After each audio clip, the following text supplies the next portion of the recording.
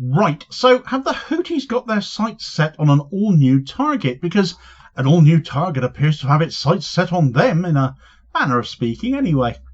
I spoke about Somaliland, the internationally unrecognised breakaway bit of Somalia, in a recent video when Donald Trump was weighing up his options for where he could deport the entire population of the Gaza Strip to, in what would be one of the most egregious examples of ethnic cleansing in history, and all for no benefit to the US at all for the good of Israel, as per usual. But now it has drawn attention again for another reason, once more involving Israel, but not directly, as it is the United Arab Emirates that are behind this, for Israel's benefit, yes, but also their own.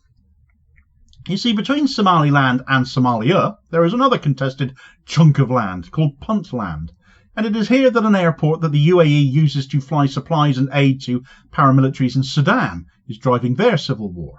But now a radar outpost has been established there, an Israeli-built radar outpost at that, being used by the UAE to spy on the Houthis in order to give Israel a heads up on any attacks heading their way. Why would Puntland and Somaliland be party to this then? The UAE are once again on the wrong side of history on two war fronts here, and as for the Houthis, well, is this just a much closer target for them to strike at now?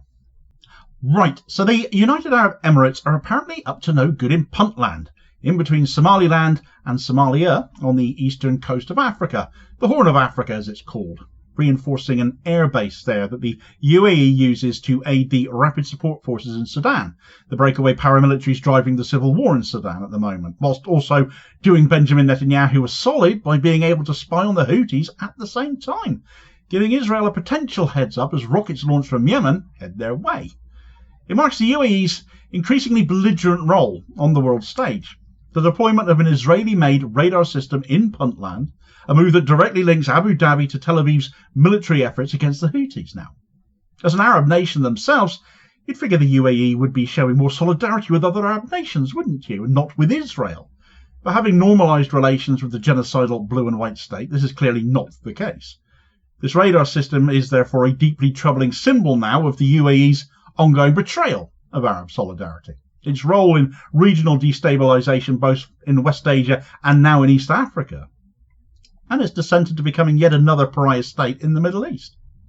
The radar system that has been installed is the same kind that's used in Israel's Iron Dome defence system and has been positioned near Bosaso Airport in Puntland, and it will enable the UAE to monitor Houthi attacks across the Red Sea for the benefit of Israel, as well as protecting its arms pipeline supplying the Rapid Support Forces, the RSF, in Sudan through Bosaso. The UAE's choice to install Israeli technology on African soil in a Muslim-majority region, taking advantage of its fractured geography and politics, a broken nation, is frankly sick given what Israel are doing.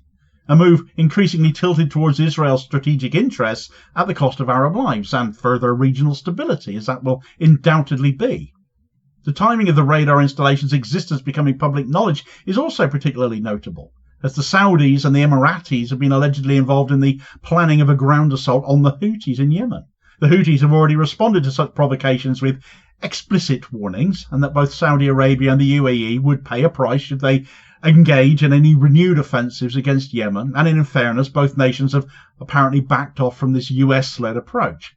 But the UAE's decision to mount an Israeli radar to monitor Houthi movements suggests a willingness to escalate tensions anyway, regardless of the human cost to those living in the region, even if it is in perhaps a less proactive manner than the US would like. Perhaps even more troubling is the radar system's dual function, of course, which matches the UAE's dual destabilisation of territory here. It's not there just to track the movements of the Houthis, but to safeguard that UAE supply route for the RSF in Sudan, thereby aiding and abetting in not just one genocide, but two. Bosaso Airport has become a key logistics hub for shipping arms and supplies to the RSF, which is currently engaged in what multiple observers, including the United Nations, have described as genocidal campaigns in Sudan's Darfur region. By protecting Bosaso from potential retaliatory attacks, the UAE is effectively ensuring that its proxy forces in Sudan continue receiving the material support they need to carry out ethnic cleansing operations unchecked there. 20 million people have been displaced there, whilst also serving Israeli interests via surveillance, effectively giving Israel a foothold in Africa. In doing so, Abu Dhabi not only acts in direct contradiction to its carefully cultivated image as a modern, westernised power, which is what we always think about when we think of the UAE, isn't it? A hub for business. But reveals itself as a cynical, militarised state willing to enable atrocities for its own strategic gain as well. The radar installation was no spontaneous act of self-defence. It stems from secret negotiations that have been going on between the UAE and Somaliland. These talks have been facilitated by Emirati diplomats on Israel's behalf in part, have included proposals for establishing an Israeli military base in Somaliland as well, in exchange for future diplomatic recognition. Recognition that Israel has long denied to Palestine, for example, but now dangles before Somaliland's leaders like a poisoned carrot, and directly reflects the same promise being made by Trump. Speaking of poisoned carrots, if Somaliland agreed to take the Gazan population. An excerpt from the cradle on this radar installation appearing in the Deals Done to Put It There reads, "The radar installation followed the RSF's loss of most of Khartoum in early March and is seen as part of the UAE's efforts to safeguard its operations in Puntland. One source suggested the radar might have been deployed as early as late 2024, although this has not been independently verified. Somali national authorities have remained conspicuously silent about the UAE's military presence. Puntland's President Saeed Abdullahi Deni allegedly authorised the UAE's activities without approval from Somalia's federal government or the Puntland Parliament. Two Somali sources called it a secret deal, with even top Puntland officials unaware of its full scope. The UAE has historically maintained deep ties with Puntland, training local forces and combating piracy. Deni's close alignment with Abu Dhabi is widely seen as a political strategy to secure UAE backing for his potential bid in Somalia's 2026 presidential elections. Under Somali President Hassan Sheikh Mohammed, Mogadishu has opted for silence, likely to preserve Emirati support in the fight against the Somali extremist armed group Al-Shabaab. Mohammed's government faces rising security threats and political unrest, especially his controversial push to replace Somalia's clan-based electoral system with universal suffrage. The UAE's parallel involvement in Somaliland, a breakaway state, has further strained relations. Somalia's foreign minister recently urged the UAE to stop treating Somaliland's leader as a head of state, reflecting growing tensions over Abu Dhabi's expanding influence in the Horn of Africa.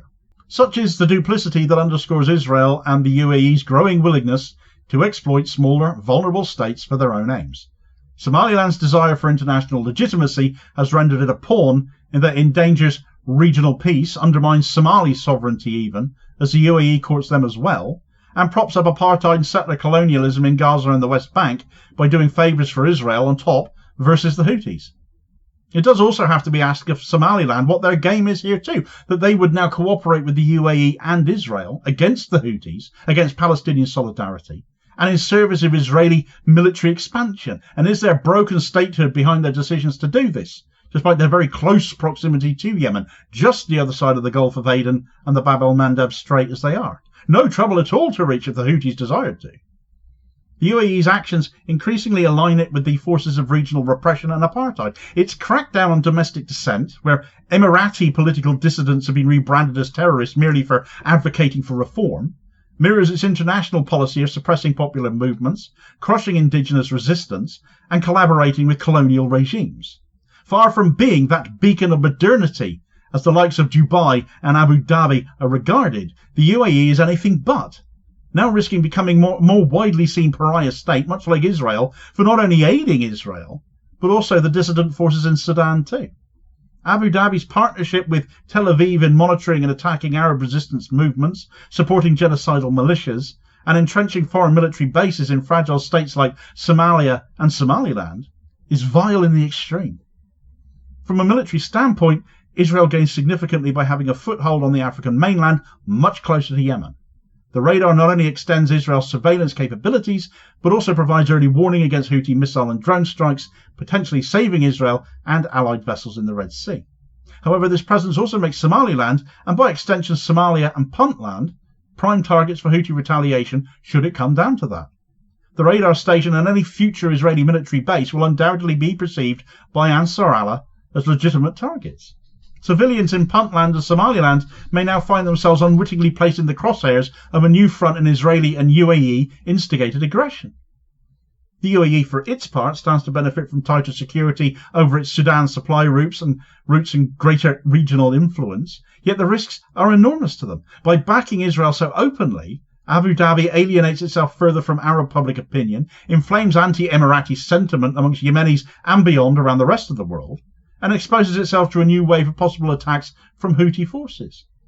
In aligning itself so brazenly as this with Israeli military objectives, Abu Dhabi has effectively turned its back on the Arab world, sacrificed Palestinian solidarity, and enabling genocidal violence in Sudan to continue. And not enough is being made of some of the depravity being exhibited by some states in the Middle East, especially those that are a little bit further away from Israel, and who benefit from significant wealth through Western ties like the UAE. And as the UAE deepens its ties to Israeli military interests now, it deserves to see some reputational damage for it. So it can be called out for what it is doing, not just on one war front, but on two. If this radar station has been operational for a while, though, it's not been doing that much of a good job going by recent Houthi strikes. Because not only have the Houthis broken records now in how far north in Gaza they are capable of reaching, but they're downing US drones at a faster rate than ever before. Get all the details of that story in this video recommendation here as your suggested next watch. Please do also hit like, share and subscribe if you haven't done so already, so as to ensure you don't miss out on all new content published daily, as well as supporting the channel at the very same time, which is massively appreciated. Holding power to account for ordinary working class people, and I will hopefully catch you on the next vid. Cheers folks.